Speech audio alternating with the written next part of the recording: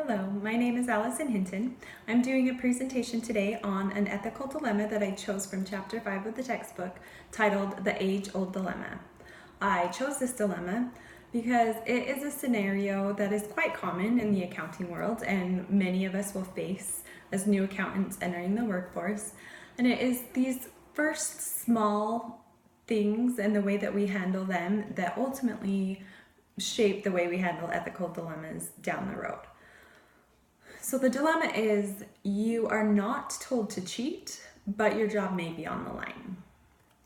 So Susan is a recently hired staff accountant working on an audit for Easy Company. She is tasked with checking 60 loan files against 15 different criteria to kind of assess the collectability of the loans. And she has been working late trying to get all the work done. She's just not keeping up with the workload in the budgeted amount of time.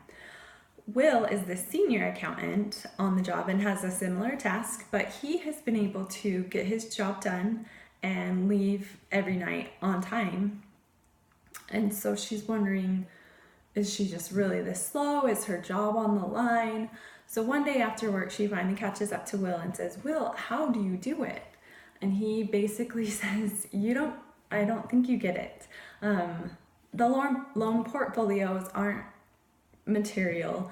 The risk assessment is really done by the audit manager. We're basically just here to make sure that the work papers look good, that we finish on time and within budget. So you need to take less time. I'm not saying don't look at all the files, but you need to do it in less time than it's taking you. So she basically feels like he's implying that she not do all the required work. And this disturbs her a little bit. And so she figures, maybe I need to get the advice of a few friends. So she calls 4 friends with different degrees of accounting history or background. The first friend that she calls is Andrew. He's a businessman that has some accounting background. And he basically suggests that she do what her senior accountant tells her to do.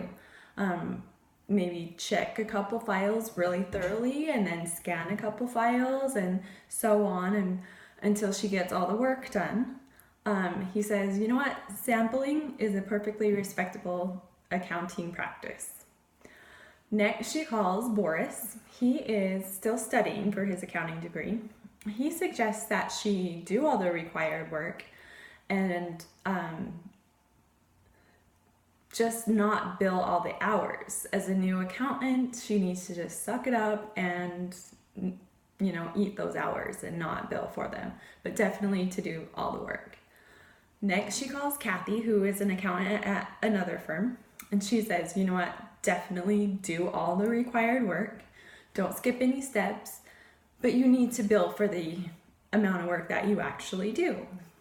Maybe the audit manager doesn't realize that they under budgeted this project. So definitely do all the work and bill for the hours. Drew is the last friend that she talks to. He is also an accountant. His suggestion is to do all the required work up to the budgeted amount of hours, so 40 hours, and then take it to the audit manager and ask how they want her to finish the workload. He says, and if they ask why you're going above Will's head and coming to me with this, just have an excuse so that you don't get Will in trouble. So after reviewing these 4 suggestions, I believe that Kathy has the best advice. Not completing all the work would not give the audit manager and the partner all of the pertinent information that they need to properly assess the information and the representation of the financial statements. And not billing for all the actual hours will lead to the same issue the following year and the following year. So she really should do all the work, definitely, but also to bill for the hours. Andrew's suggestion should not even be considered. She should not listen to what Will said and not complete all the work. Boris His advice is a good second: to do all of the work, but to not bill for all the hours. But they're going to just keep running into this problem year after year if she doesn't. And then Drew's recommendation about going above Will's head is probably not the best idea. It might get her into a little bit of trouble, and it will definitely get Will into trouble. And she doesn't really know that he hasn't been doing all the work. So definitely, I think Kathy had the best advice. And do all the work, bill all the hours. And that's my presentation, so thank you for watching.